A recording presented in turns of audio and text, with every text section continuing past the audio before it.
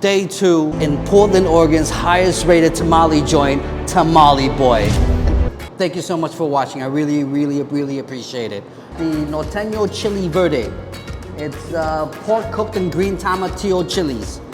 Traditional corn husk. Look at that. I know.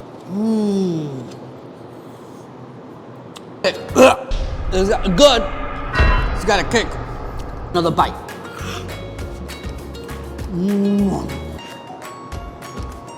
Tamale frito tinga de pollo.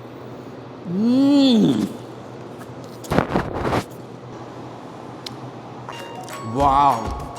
Nice and flavorful too. Queso fundido. Hope you can see. Let's mix it around a little bit. Let's get some chorizo. I never had dip with chorizo in there. Cheesy.